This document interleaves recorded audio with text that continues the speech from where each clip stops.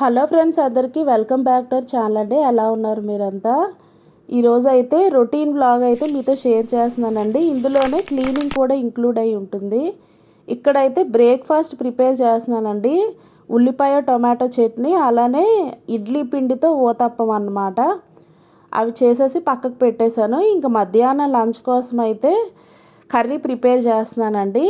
ఏం లేదండి, క్లీనింగ్ అయితే చేద్దామని అనుకున్నాను. ఇంకొకసారి మనం అందులోకి వెళ్ళిన తర్వాత కిచెన్లోకి వచ్చి వంట చేయలేం కదా, మనకి బాడీ అంతా వీక్గా అయిపోతుంది కదండి. సో ఫుడ్ అనేది రెడీ చేసి పెట్టుకుంటే నెక్స్ట్ మనం క్లీనింగ్లోకి వెళ్ళొచ్చు అనమాట. ఇంకా అన్నము రసం కూడా ప్రిపేర్ చేశానండి. రెసిపీస్ అయితే షూట్ చేయలేదు, రెగ్యులర్ రెసిపీసే కదా అని చెప్పి. ఎప్పుడైనా అండి మనం క్లీనింగ్ చేద్దామని డిసైడ్ అయినప్పుడు ముందుగానే ఫుడ్ అనేది రెడీ చేసి పెట్టేసుకోవాలి. వన్స్ ఒక్కసారి మనం అందులో ఇన్వాల్వ్ అయిన తర్వాత ఈ 2 tasks at the same time చేయాలంటే కష్టం కదండి. ఇక్కడ కర్రీ అయితే రెడీ అయిపోయింది. కొత్తిమీర అలానే మసాలా పౌడర్ వేసి దించేయడమే. రెసిపీ అయితే షార్ట్లో అప్లోడ్ చేస్తానండి సపరేట్గా, చూడండి. నెక్స్ట్ ఇవన్నీ పక్కకు పెట్టేసి ఇంకా నేను బ్రేక్ఫాస్ట్ అయితే తినేసానండి. ముందు తినేసి క్లీనింగ్ స్టార్ట్ చేశాను అనమాట. బుక్స్ షెల్ఫ్ అయితే క్లీన్ చేద్దామని డిసైడ్ అయ్యాను.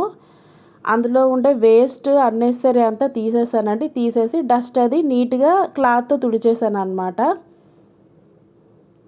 బయటికి చూడడానికి బాగానే ఉంటాయండి, ఏముందిలే అని చెప్పి అనుకుంటాము, కానీ కదిలిస్తే మాత్రం చాలా డస్ట్ ఉంటుంది, వేస్ట్ కూడా.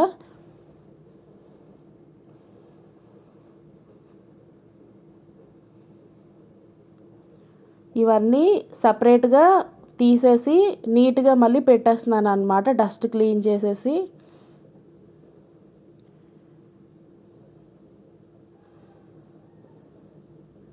నెక్స్ట్ కౌంటర్ టాప్స్ ఇలాంటి షెల్ఫ్స్ ఖచ్చితంగా న్యూస్ పేపర్ అయినా వేయాలండి. దీనివల్ల ఏంటంటే సర్ఫేస్ అనేది పాడవకుండా ఉంటుంది అన్నమాట.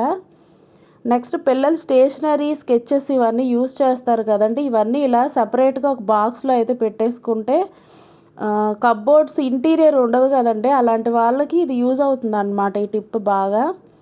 ఆ బాక్స్ వరకు డస్ట్ తుడిచేసి పెట్టేస్తే సరిపోతుంది.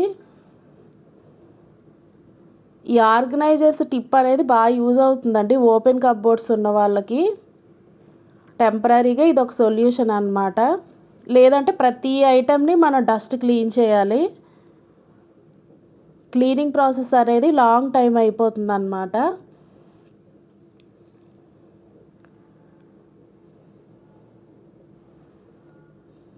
క్లీనింగ్ మీరు ఎప్పుడు చేసినా అండి ఈ విధంగా వంట అయితే రెడీ చేసి పెట్టేసుకోండి. మీకు అంత బర్డెన్ అవ్వదన్నమాట షెడ్యూల్ అన్నది. అప్పుడు పిల్లలకు కూడా ఫుడ్ అది ఇవ్వాలి కదండి టైంకి. ఇంట్లో వాళ్ళకు కూడా ఆ పని కంప్లీట్ చేసేసుకుంటే ఈ పనిలోకి రావచ్చు అన్నమాట. ఇక్కడ ఓల్డ్ లైనర్సే మళ్ళీ నీట్గా తుడిచేసి పెట్టేస్తున్నానండి.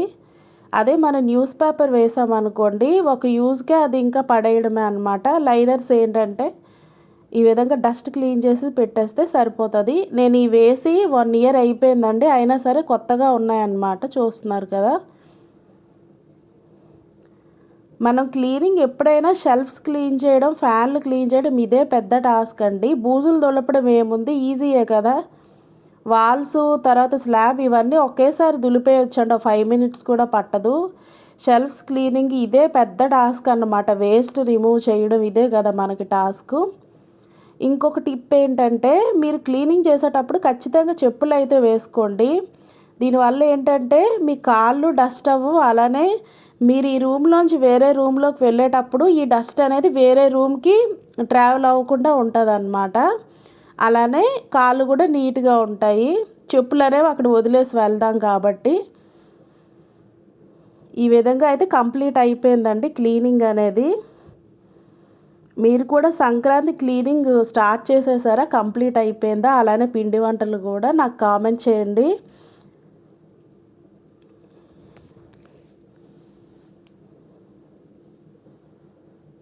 మీకు ఈ వీడియో నచ్చితే లైక్ చేయండి. బాయ్ అండి అందరికీ. Please do subscribe.